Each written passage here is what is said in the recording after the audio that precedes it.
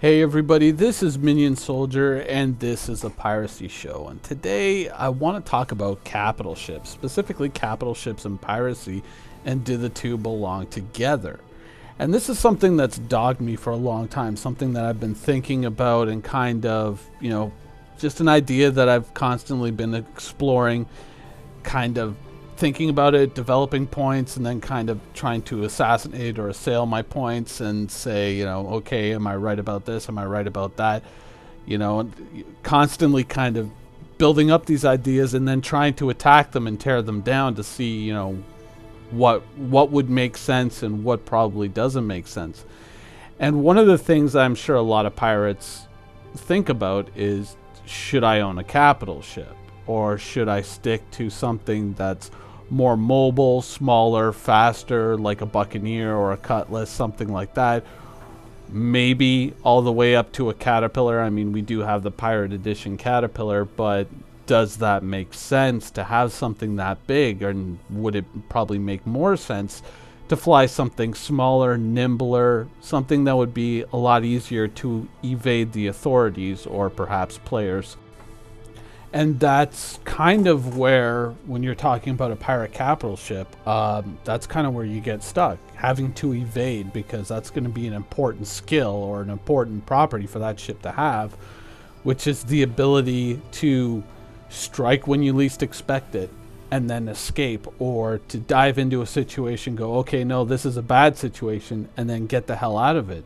So for a pirate capital ship, realistically, the Polaris is the only game in town, right?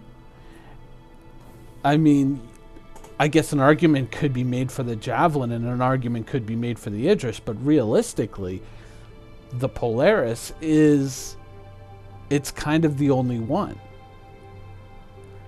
But, with the Polaris, there comes, the problem of, is it going to be something that's easily detected? Is it going to be something that's easily tracked down and therefore people will see it coming, or people will be able to hunt you down and destroy you in your ship?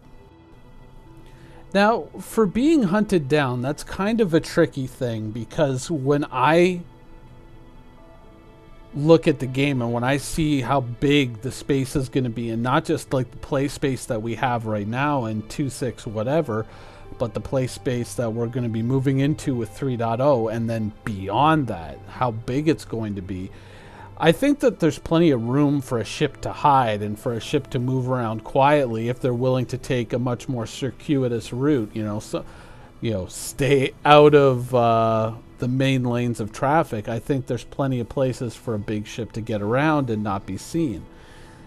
So I'm not too worried about someone saying, oh, well, I just push my scan all button and I see everything. I don't think that it's ever going to go that route. I think it's going to be a lot more akin to submarine warfare, in the way that they use a sonar and that they're listening, and they might hear something over in this direction, but they're not sure. They're not sure what the range is, so they're slowly trying to work their way in, using passive sonar to listen and see, okay, is there a target here? Isn't there? I think it's going to be a lot more like that, and a lot further away from, just push scan button, oh, here's everything. I don't think it's ever going to be like that. I think it's going to be much more difficult to find a ship, even a capital ship, especially one that doesn't want to be found. So the idea of being chased around isn't a big worry for me. And I think that even given a system like that, if a crew in a capital ship like a Polaris is careful and they're managing their emissions and they're being smart about how they operate the ship, I think that they'll probably be able to get away with some pretty cool shit with that ship, and they'll be able to move in fairly close to things without being detected, so long as, they keep their heads about them. In the end, though, I think that there's a gap in the Star Citizen ship lineup. I mean, when you look at fighters, not just military, but the commercial ships that are available to everyone, you know, you got all kinds of fighters. You got Hornets, you got Buccaneers, you got 300s, you've got Gladiuses, you've got all kinds. And then as combat ships move up, then you get to the Vanguard or the Redeemer. And then it just kind of stops until you get to the capitals, until you get to the big ships like the Idris, the Polaris, and the Javelin.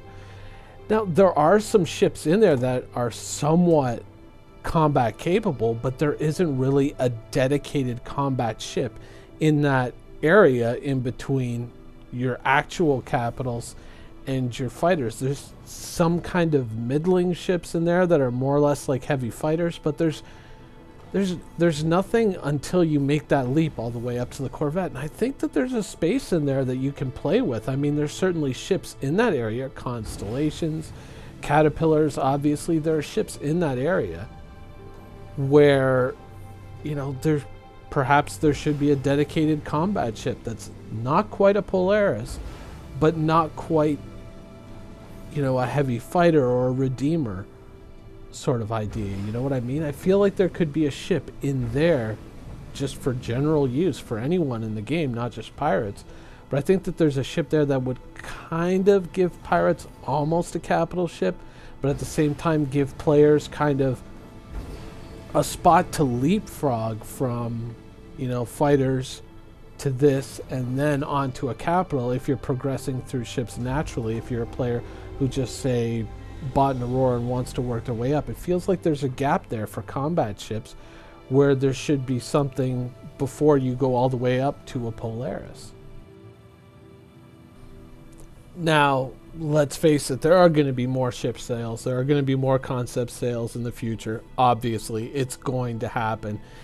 And if I were in charge of it, if I were looking at this ship lineup, that would be one of my priorities. If I were in charge of things, I'd be like, I think we need a ship that slots in just below the Polaris and just above the heavy fighter, something that sits in the middle, that's not quite a capital ship, but still something that's combat oriented, so people can kind of not go, okay, well, I'm progressing to fighters, to heavy fighters, and now if I want to get all the way up to a Polaris, either I can do a shit ton of missions for months and months on end or whatever in a heavy fighter, or I can move to a commercial ship and run cargo for whatever amount of time and then move up to a combat ship.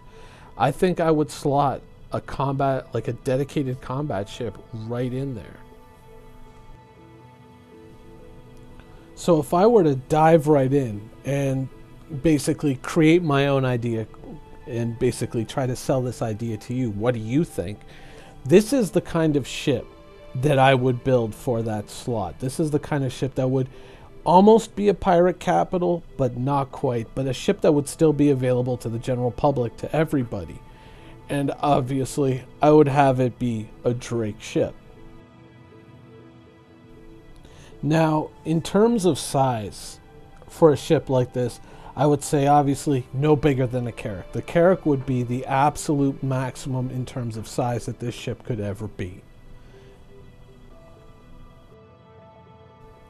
In terms of aesthetics for this ship, I would kind of go all the way back to Homeworld 1. Specifically the Taidan ships of Homeworld 1, and I would build something like that, about the size of a Carrack, scale it down a little bit, but build a ship, you know, that has those kind of boxy lines, something that would probably look really at home in the Drake lineup, but being more, once again, that combat-oriented vessel. But I would do something really unique with this ship, something that would kind of give it its own place, in that I wouldn't give the ship shields. No shields on the ship whatsoever. Instead of shields, I would cover the ship in disposable, cheap armor panels. Now, not the miracle armor panels that appear in Star Trek, but something different, something from the 20th century or the 21st century would be, I think, a better idea, and something that would fit into the lore a lot better. Now, these would be not unlike, say, the explosive reactive armor panels on a modern main battle tank. something that could be damaged and then either discarded or repaired as the situation allowed. So as the ship ages, as the ship kind of goes through its paces, runs its battles, and comes back to port, gets fixed up, as certain panels remain but other panels are replaced, the ship would almost start to take on a checkerboard pattern where certain panels had just been patched up because that, you know, that's all it really needed, but other panels had to be utterly replaced. So the ship would show its scars from its previous battles, if you know what I mean. You would be able to look at a ship and say, oh, that's when that torpedo struck the right front quarter and it blew off 3 panels. All those ones that are replaced, that's where the torpedo hit. Or, you know, this jagged line cut across, you know, the wing of the ship or across the center hull was the result of like a laser beam that just blasted right across the ship, something like that. So each ship would start to develop its own character and its own personality, and you would see it on the ship, like the story of the ship told in all these battle scars and all the replaced panels on it as the ship goes through its life.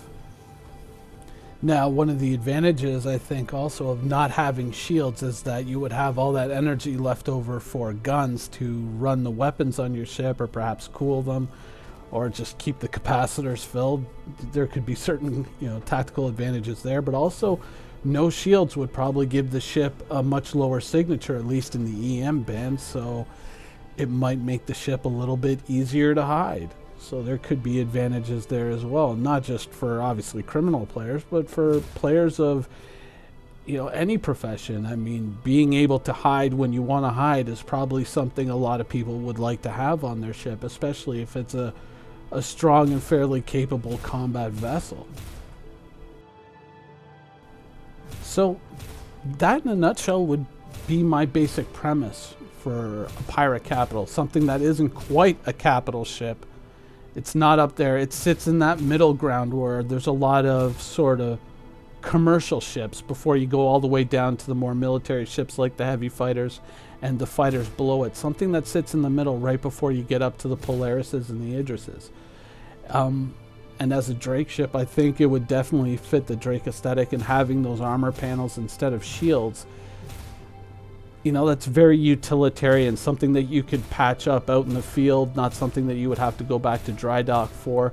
You could either patch them up or replace them depending on how much damage they took, and it's so long as the core ship systems that they protect aren't damaged, the ship should still be able to function while taking, you know, just a hellacious beating. And there might be some room for some interesting gameplay where you could take a lot of damage to one side of the ship and then turn the ship around and try to engage the enemy from the other side to make them more or less almost have to start again on the other side of the other side of the ship. So I think that, you know, there's a lot of room for some really interesting gameplay with a ship like that, and I definitely think it would kind of fit perfectly in that gap before you get to the big capital ships. So yeah, in a nutshell, that would be the basic premise that I would present for a pirate capital ship if I were the man in charge, or the person in charge, as it were. Anyways, that's the show for this week. I hope you guys enjoyed it, and thanks for watching.